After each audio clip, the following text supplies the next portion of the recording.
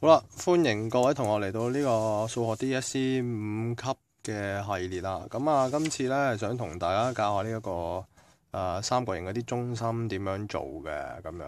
咁其實你話就話5級啫，但係其實講真啦，即係你完全唔識，咁你聽下咧，其實點都幫到啲嘅。咁之前拍咗一條係講嗰四心係點樣走出嚟，點樣叫啦。咁樣咁你可以喺下邊抄翻條片啦，下邊咩其他資料啊，或者貼條 link 喺度自己睇翻。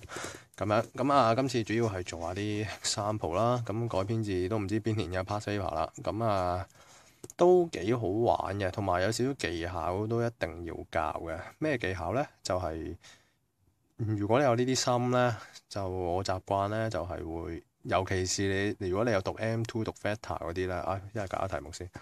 咁樣嗱，佢就話啦，有個圓形喺度啦，咁啊 G 係佢嘅外心，係三角形外心。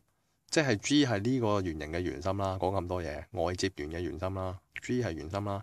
咁樣然後咧 H 咧係個垂心，ortho center，H 係個 ortho center 咁樣。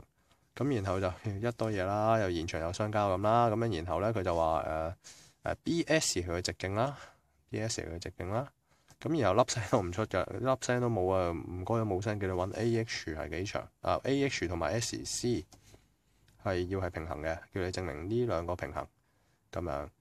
咁其實第一件事咧，咁我都講過 N 廿萬次啦。有圓有直徑咧，就有直角嘅，所以其實呢度係直角啦。呢個係半圓上的圓周角。咁自己寫翻得唔得咧？其實我唔想寫，一寫條片係好長噶啦。咁自己寫翻啦。咁然後第二樣嘢咧就係咧呢個我寫啊，呢句都真係可能要寫。呢個 H 嚟噶嘛，係呢個三角形嘅垂心嚟噶嘛。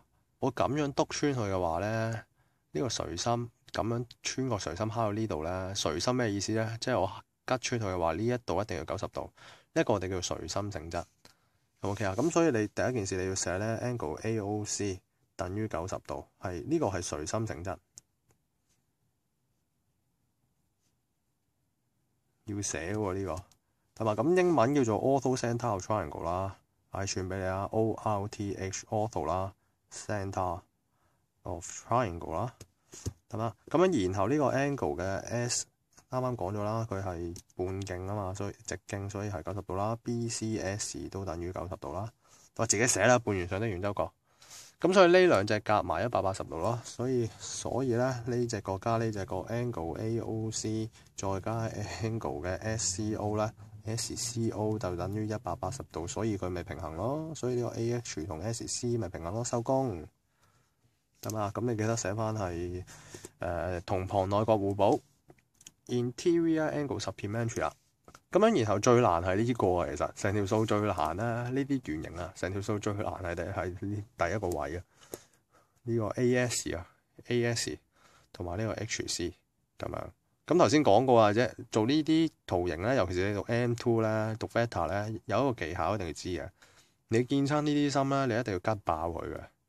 咩叫吉爆咧？你望下 CH 啦，其實到一半嘅啫嘛，係咪？你做親呢啲咧，你諗下咧，呢一個 H 佢可以 provide 到一個90度俾你噶嘛？你點樣 provide 90度咧？你一定要將佢吉穿佢先有90度噶，即係你要將佢延長到去呢個位，你先有90度噶嘛。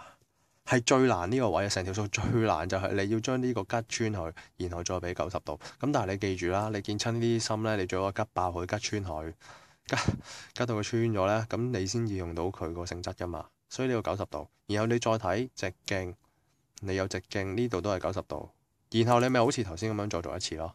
得唔得？咁背呢點你叫佢做 A B C D E， 有邊個未字母未出啦 ？A B C D 未出到啊，算啦，叫佢 F 啦，穩陣啲咁樣。咁你咪延長啦，延長 extend， 延長 CH 至 F 咯，咁樣咯，對嘛？咁所以呢個 angle CFA 咪等於90度咯。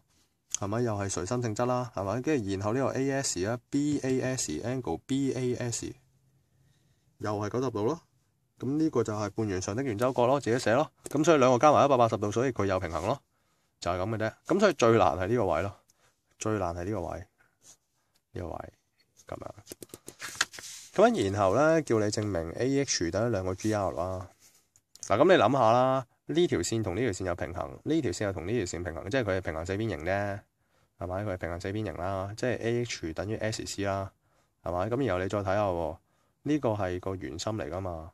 圓心拖條垂直線落嚟，你係會垂平分咗呢兩條線噶嘛？圓心至弦嘅垂線平分弦啊嘛，嗰個11隻字好鬼死長嗰個咧，咁樣，咁所以呢兩條線係一樣嘅，咁你咪用到終點定理咯，係咪？大家都90度，呢個同呢個差2倍，係咪？呢條又等於呢條喎，咁所以佢哋咪2倍咯，兩個 GR 等於兩個 SC， 等於黐線，兩個 GR 等於一個 SC 等於一個 AH， 咁樣你就會整到 B 呢一條噶啦。